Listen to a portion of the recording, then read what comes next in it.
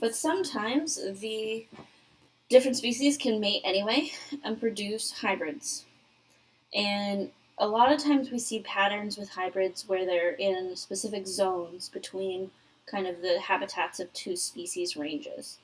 And so here we've got an example of the yellow-bellied toad and the fire-bellied toad that live in Europe and into Asia here.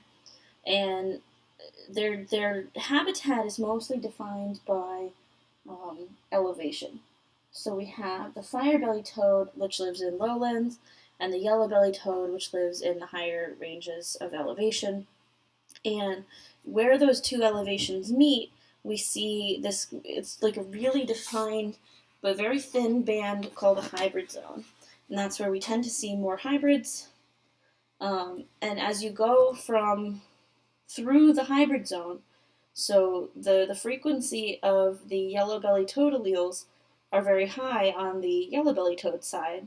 And as you go across, it's a really direct relationship. That frequency drops dramatically until you get to the other side.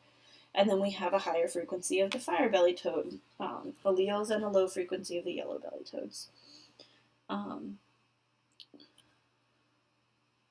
So hybrid patterns can look different. Sometimes they're very organized like this. A lot of times plants grow in patches of environment. And so you might see hybrid zones that are patchier or less well organized.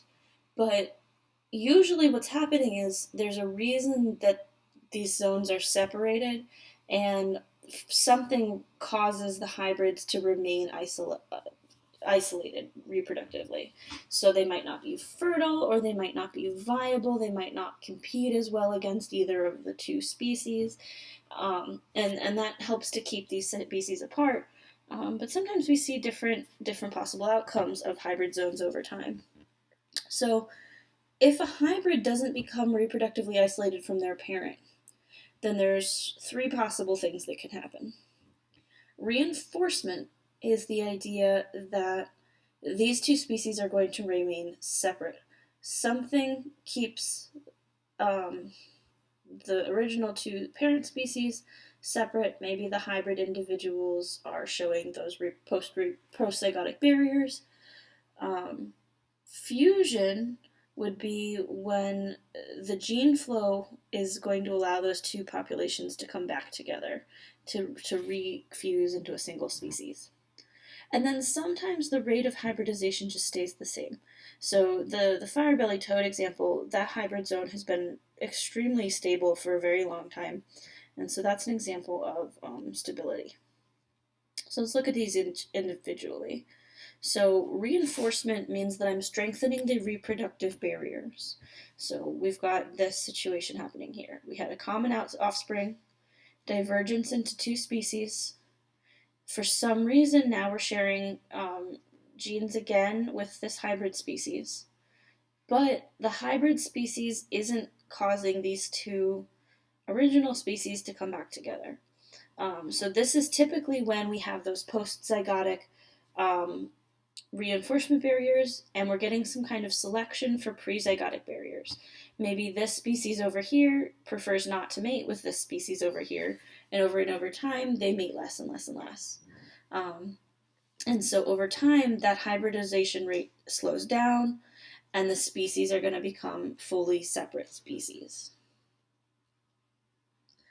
Fusion would be a weakening of that barrier, so that's this one in the middle. They had a common ancestor. Something caused divergence into two separating species, but they did have gene flow. And maybe another event is going to cause that reproduction to come back together for the rates of gene flow to increase. So the cichlids in Lake Victoria, like we talked about earlier, are extremely colorful, and they have very different color patterns, and they tend to mate with patterns that are more similar to themselves. But what's happened over time, so that caused, separation, but over time what's happening is the lakes are becoming more and more polluted.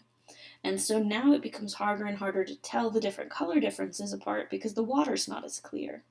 And so that force that was driving sexual selection, that was driving the different color patterns into separate species, it's now being pulled away. And so maybe these different color patterns are going to start to mate together anyway. We might end up with more of these drab colors because the water's just drab. And they might fuse back into one species again. And then the stability anecdote was the yellow belly toads and the fire belly toads. And they're going to remain separate because they have different elevations that they live at. But at the places where those elevations meet, we're always going to have a few yellow belly toads and a few fire belly toads finding each other. And so we're always going to have that very narrow band of hybridization. And so it's very stable. What's going to end up is they are two separate species, but they're going to have the ability to form hybrids probably throughout their continued existence.